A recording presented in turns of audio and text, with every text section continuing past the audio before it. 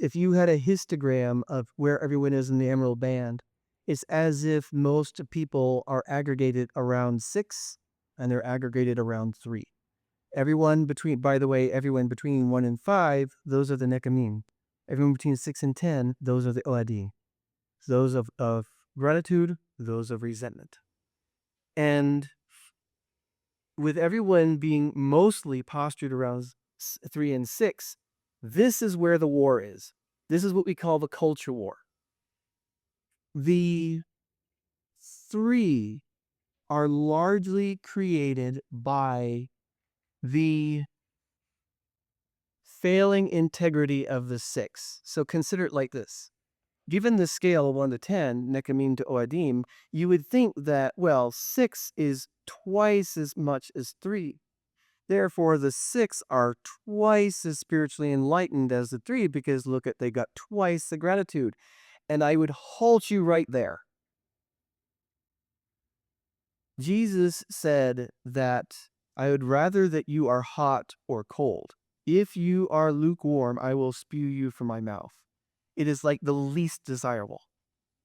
So if the 6 were to congratulate themselves at being twice the spiritual specimens that the 3 are, lovely as they sit practically exactly in the middle between the 1 and the 10.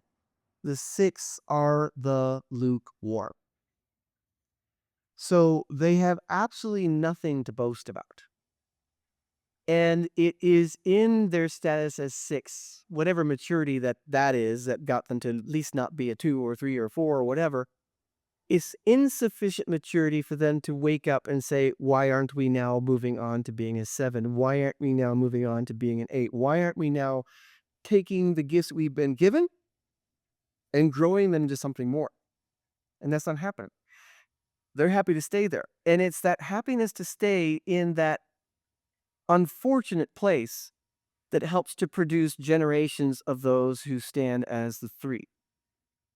People who are more on balance oriented towards resentment than they are towards gratitude, often towards the 6, and that resentment it's bifurcated. It's like a bipolar thing. On the one hand, the 3 would love to see the 6 finally wake up and finally move on and become the 7 and become the 8. Because you know what would happen if that were to happen?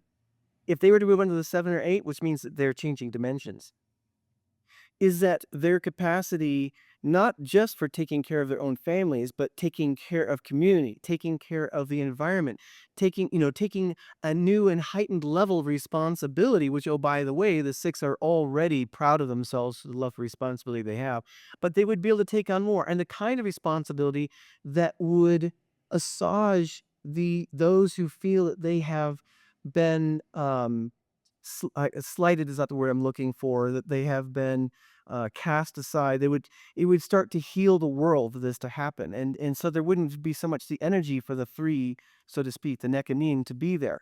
That is one thing that the 3 wants, is for the 6 to finally grow. But in the absence of that, the 3, which are predominated by that resentment, also they take on an energy of the trickster. They want to defeat the 6, because if the 6 will not grow and become the 7 or the 8, then we might as well just get rid of them. And it's time to burn everything to the ground.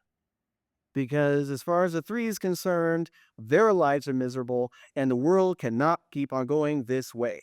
Where the 6 are just so smug with themselves and they don't ever seem to take the resources they've got to go to something better. So this is where we're caught. And now we step straight into what is, for me, a tremendous dilemma. The dilemma for me is that the 3, the Nekam'im, they're not entirely wrong. If the 6 will not move on, there is something to be said for burning everything to the ground. However, the unfortunate thing is when you burn everything to the ground, you don't just start over a week later, a year later, a generation later, and suddenly the world has gone into paradise. Generally, that's not what would happen. To metaphorically burn the world to the ground, I do mean metaphorically, destroying all the systems and structures that we know them, destroying civilization, upending everything, turning everything upside down.